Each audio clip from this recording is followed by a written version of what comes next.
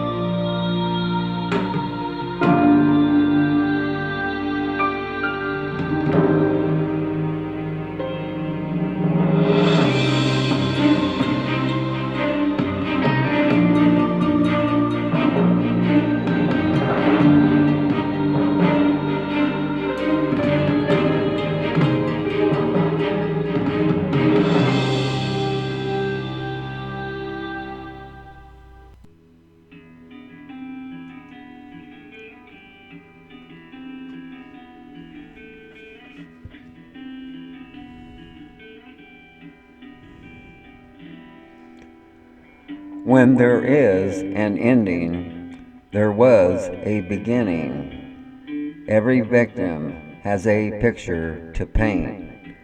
Every true crime has its time and place. Please join our MJ podcast, the series Deep into the Woods, Missing Persons, Unsolved Crimes, and the Does.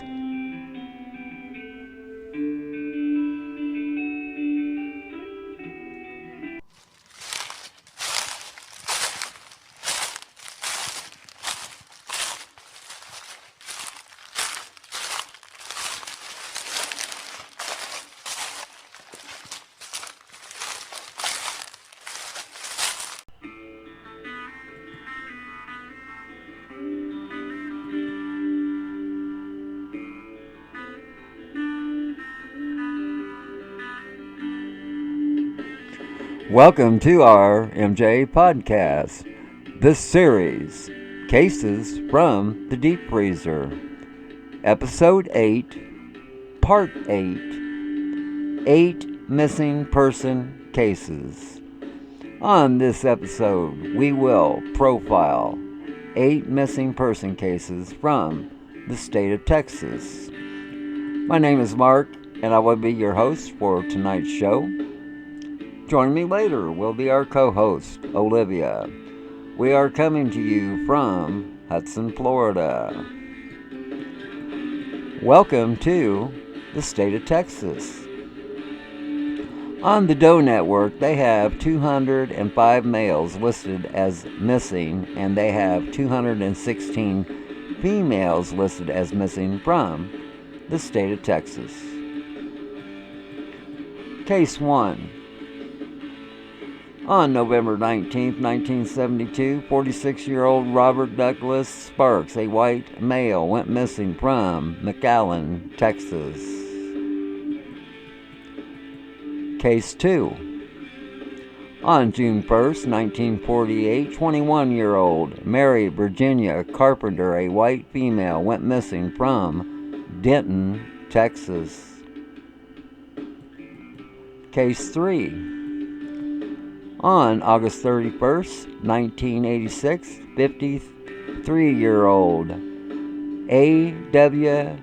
Steed, a white male, went missing from Sulphur Springs, Texas.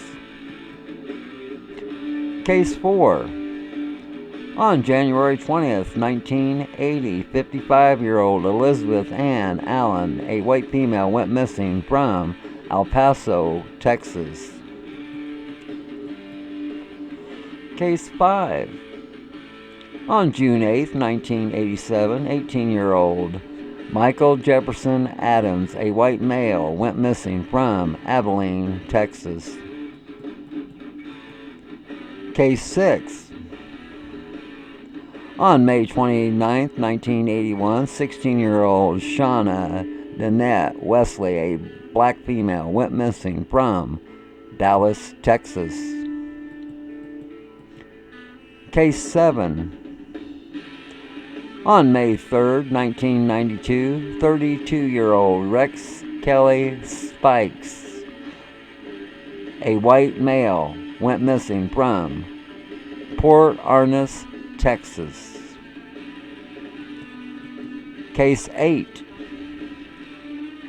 On December 11th, 1984, 25-year-old Sharon Zelinsky McCauley, a white female, went missing from Austin, Texas. Let's take a pause for the cause, and when we return, Olivia will be on the line, and we will profile 8 missing person cases from the state of Texas. Be back in a moment.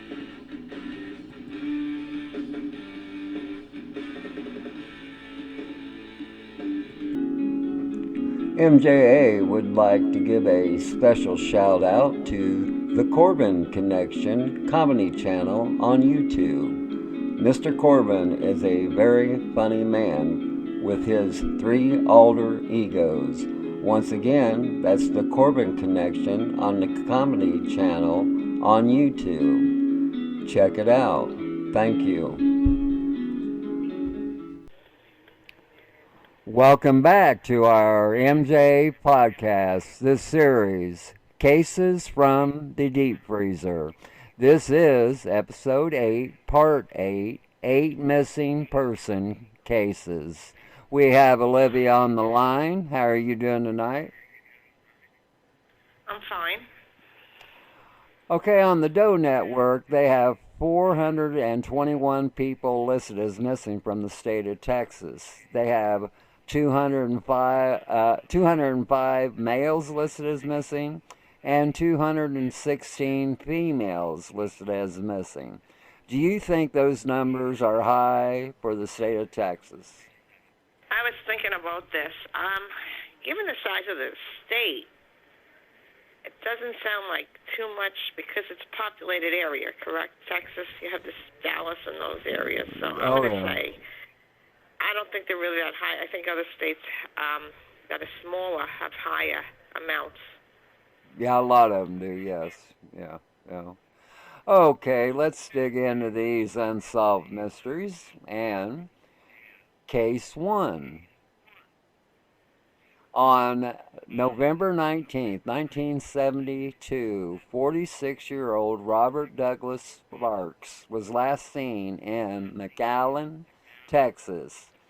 Robert Douglas Sparks, also known as Bob, was a retired Air Force officer and a private pilot.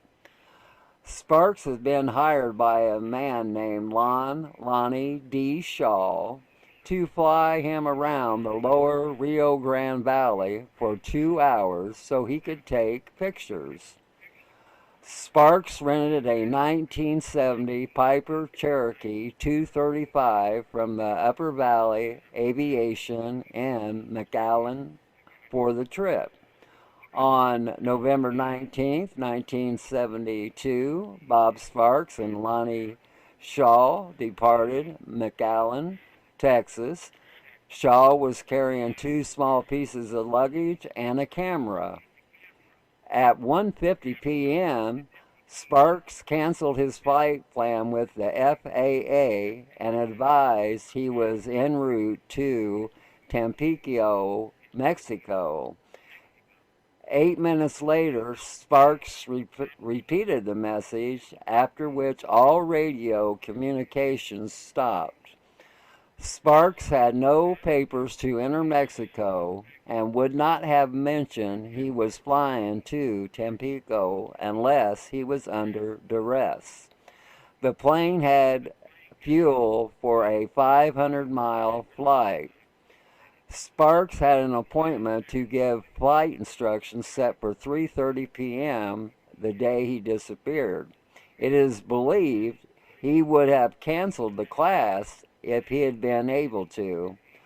Lonnie Shaw was 38 years old at the time. It was later learned that Shaw had been in and out of several mental institutions. The last radio transmission is the last time Bob Sparks and Lonnie Shaw were ever heard from again. The aircraft tail number was deregistered in 1988. Bob Sparks left behind a wife and 4 children. If anybody has info about this case, please call the FBI San Antonio, Texas field office at 210-225-6741. Case 2. On June 1st, 1948, 21-year-old Mary Virginia Carpenter vanished without a trace from Denton, Texas. June 1st, 1948, Carpenter left her home in Texarkana, Texas, and took a train to Denton, Texas. The 21-year-old Carpenter got off the train in Denton and took a taxi to the campus of what is now Texas Woman's University. Mary Carpenter stepped out of the cab in front of Brackenridge Hall at Texas State College for Women a little after 9 p.m. 21-year-old Carpenter gave the cab driver the ticket for her trunk and $1 to fetch it the next day from the train station. The young Carpenter walked over to talk to 2 young men she appeared to know. "Well, hi, what are you doing here?" she asked them. Cab driver then drove away. Cab driver delivered Carpenter's trunk the next morning, sitting it on the porch. The truck sat on the porch for days. In 1948, police questioned Miss Carpenter's boyfriend for 12 hours for the first time around and interviewed him more than a dozen times after that. The boyfriend also passed a polygraph test.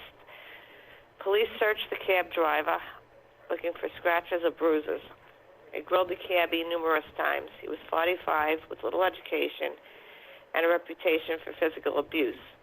According to reports in the Denton police files, the cabbie was a bootlegger and part-time mechanic and automobile trader. In 1957, the cab driver's wife, who was married to someone else by them, told Midland police she had lied when she said he was home that night by 10 p.m. According to the police files, she said he had come in at 2 or 3 a.m. the next morning. The cab driver's ex-wife went on to say each year on June 1st, when the Denton Record Chronicle rehashed the unsolved case, he traveled from Midland to Denton and bought a paper. Cab driver was never charged. The year before Carpenter's disappearance, 5 Texarkana teens were murdered by a person who has never been identified. The press dubbed him the Phantom Killer. Miss Carpenter and her family were friends with 3 of the 5 victims. In May of 1998, police were given a tip by a man in his 70s who claimed to know who killed the 21-year-old Carpenter and where she was buried. Police said the informant was close to some of the people who were allegedly involved in Carpenter's disappearance. The sheriff said the 2 suspects in the murder are now dead. If you have any info concerning this case, please call the Denton County Sheriff's Office and ask for Captain Rick Clark. Phone number is 940-349-1600. Case 3. On August 31st, 1986, 53-year-old A.W. Steed vanished without a trace from Sulphur Springs, Texas. The mild Labor Day weekend the Steed family was planning a camp out at A&W's parents' property in Alba on Lake Fork. A.W. spent his day setting up the camper trailer and done some fishing while enjoying time with his family. On Saturday night, A.W.'s first wife took a call from Carolyn McPherson, A.W.'s second wife, and Carolyn told the ex-wife that instead of joining the kids and grandkids at the lake, she and A.W. were staying behind in Sulphur Springs, Texas, and would be down the next morning. The ex-wife said she assumed A.W. and Carolyn was headed to the VFW as that was their usual hangout. Carolyn had once again called the ex-wife the next morning and told her that A.W. had just walked off. Carolyn stated that her and A.W. came in from the VFW about 1 a.m. and A&W wanted to go gambling, but she wanted to go to bed, so A.W. supposedly walked off. The ex-wife says she did as Carolyn instructed her and notified the children and grandchildren that A.W. wouldn't be joining them. A.W. was allegedly last seen by Carolyn at his home at 341 Woodcrest Drive in Sulphur Springs, Texas, in the early morning hours that Sunday. A.W.'s signature allegedly appears in the VFW's sign-in sheet, but the family members said they have never seen the signature for themselves. After arriving home from the VFW, Carolyn allegedly later told Steve's son, Gary, that she and A&W had a fight about a dog making a mess on the bed. The ex-wife stated that Carolyn allegedly told her A.W. wanted to go to a dice game and she refused to take him. By the next morning, around 7 a.m. or 8 a.m., the ex-wife stated she remembers receiving a call from Carolyn telling her that A.W. had walked off. At first, the ex-wife didn't think anything of it, especially given A&W loved to party late into the night.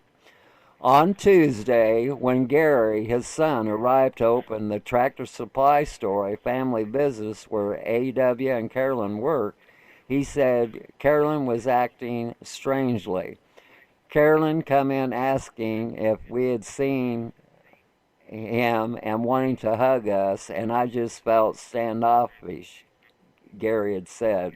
I didn't want to think it, but I wanted to find out what did happen. At that point, Gary says he made a trip from the Tractor Supply Store in Emroy to his father's home in Sulphur Springs, and what he saw alarmed him. All the furniture was on the couches, and the carpet was damp with shampoo and wet. There were hampers and wet sheets, and all of it didn't make no sense. As Gary made his way to the carport where one of his father's cars would be, Gary said he saw oil, brand new oil, poured out from one door to another with a floor sweep put on. As a professional mechanic, Gary said he would never waste oil in such a way, and he said he doubts his father would have either. Gary asked Carolyn about that, and she said, "Oh, the kids were playing and they threw it out." But to Gary, the oil was just perfectly poured all the way around the car. The ex-wife had stated A.W. told her shortly before his disappearance that he was more in debt than he had ever been before. As a man whose main focus was hard work at the Tractor Supply Store in Emroy, he liked to relax by shooting dice. Shortly before his disappearance, A&W allegedly told his ex-wife that he had discovered a large outstanding gambling debt Carolyn had racked up. The ex-wife contends this is corroborated by a $9,500 check that was cashed by the First National Bank in Emroy bearing A.W.'s signature, of which he allegedly had no knowledge about the check.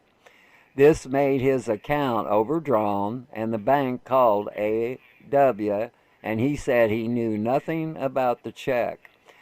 A.W. didn't know the person the check was made out to or the third party that cashed the check. A.W. signed a sworn statement that it was not his signature on the $9,500 check. A.W. allegedly communicated his frustrations about money to his ex-wife in the days before his disappearance. The ex-wife stated A.W. told her that Carolyn Steed wasn't paying the bills, that he needed his ex-wife's help to take Carolyn off the checking and off the credit cards. The ex-wife stated that A.W. depended on her in that way because they were still friends.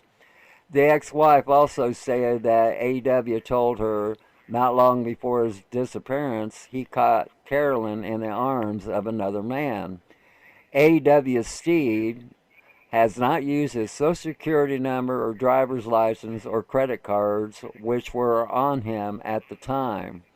In 1994, 8 years after his disappearance, the courts declared A.W. Steed deceased according to original documentation. If you have any info concerning this case, please call the Texas Department of Public Safety at 512-424-5074 or 800-346-3243. Case 4. On January 20th, 1980, 55-year-old Elizabeth Ann Allen vanished without a trace from a home in El Paso, Texas. Allen's family reported her missing on January 21st, 1980, one day after they last saw or heard from her. The 55-year-old Allen did not leave a note or tell anyone she was leaving town. There was no trace of a struggle in her second-floor West Side apartment. Police in San Bernardino, California, found her white 1971 Ford Thunderbird Classic on January 24th, 1980, and called Allen's family after the car was towed the next day. When police recovered Allen's car, there was a number of gas station receipts that were found inside. The charges were made to Allen's credit card, which was still issued in the name of Allen's late husband. The receipts stop in 3 New Mexico towns and in northern Arizona. Police believe someone abducted Allen, but no witnesses have come forward to confirm detectives' suspicions. Allen's disappearance attracted publicity weeks later, and again in 1983 when convicted serial killer Henry Lee Lucas confessed to murdering Allen. However, El Paso police said no proof exists to tie Lucas to Allen's disappearance. Allen lived in the Fountain Plaza apartment complex on West City Court. The 55-year-old Allen was the assistant apartment manager there, and she also managed 3 other apartment complexes in the city. Allen left behind 4 sons. If anyone has any info about this case, please call El Paso Police Department at 915-564-7010. Let's take a pause for the cause, and when we return, we will profile 4 more missing person cases from the state of Texas. Be back in a moment. Welcome back to our MJ podcast. This series, Cases from the Deep Freezer. This is episode 8, part 8, 8 missing person cases. Welcome to Texas. Case 5.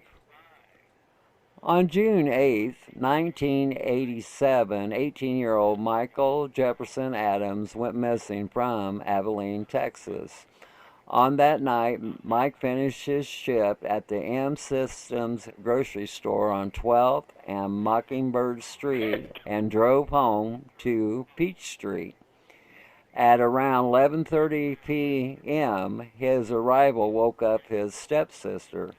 She looked out the windows to see Mike parking his red Datsun 280ZX in the driveway.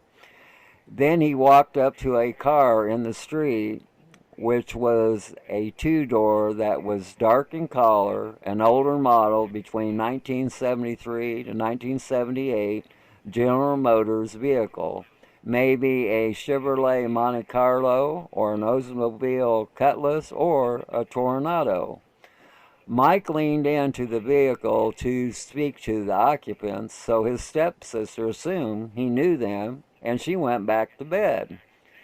The next morning, Michael's vehicle was parked in the same place as the night before. His wallet was inside the house, and she noticed that his bed had not been slept in.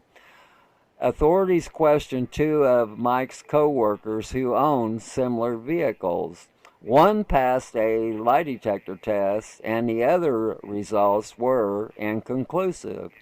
As a result, the case quickly went cold.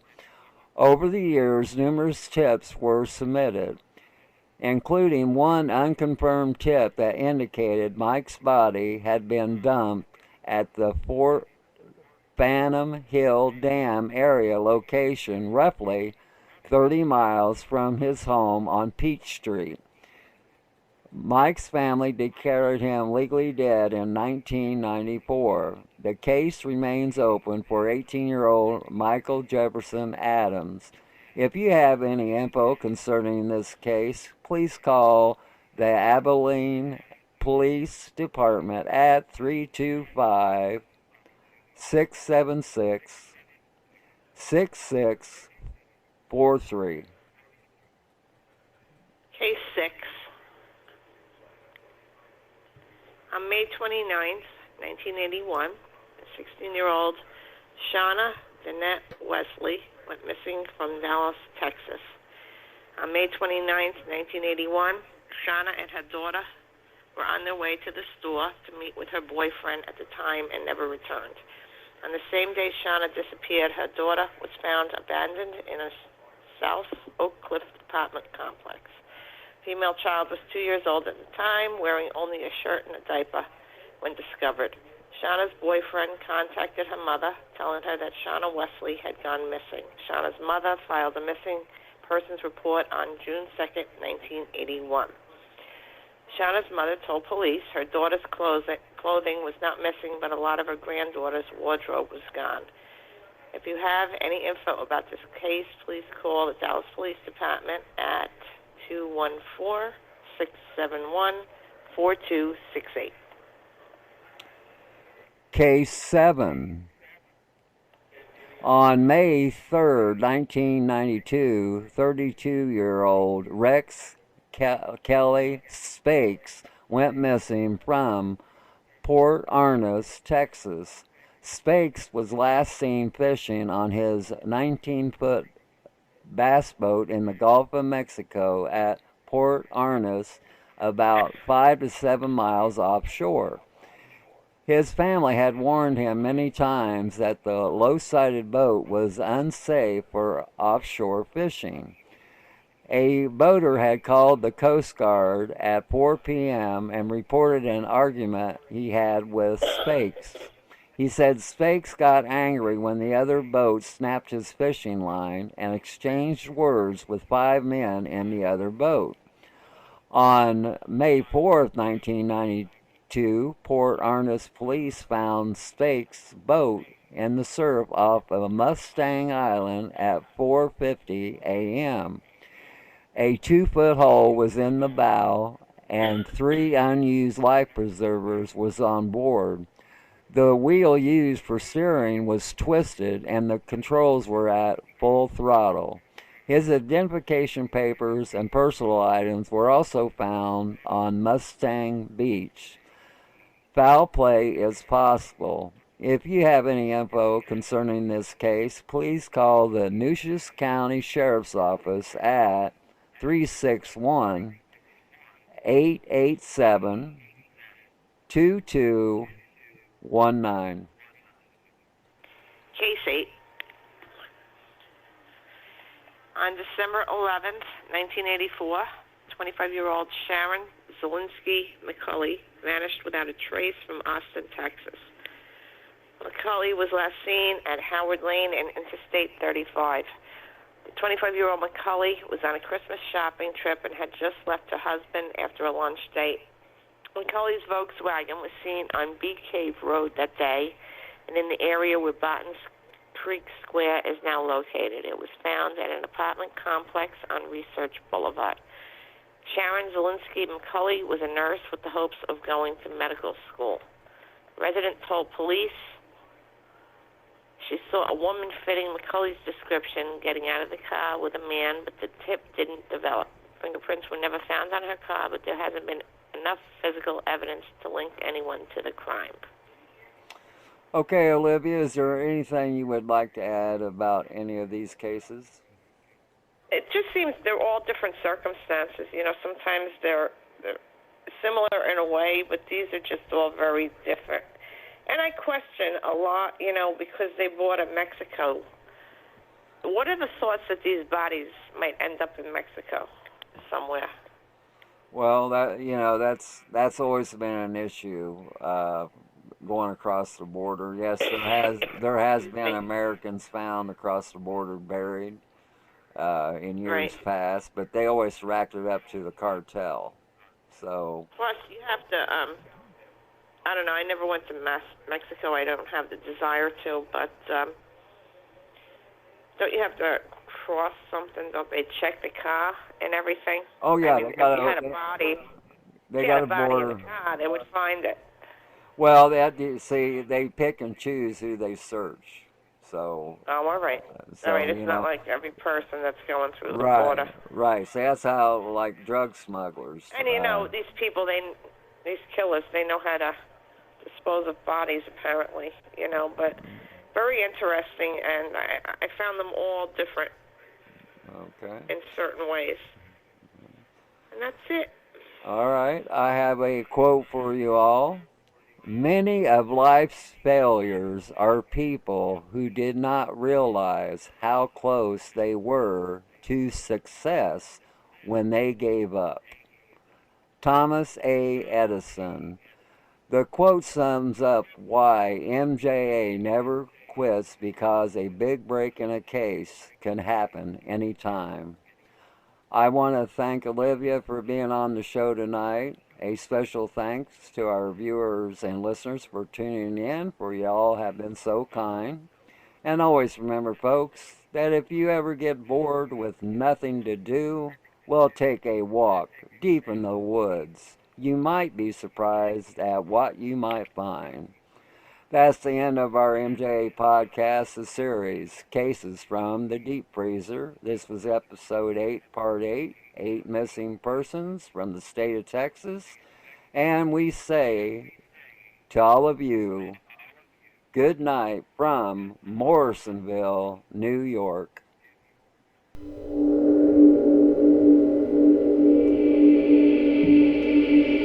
All my friends are heathen, take it slow.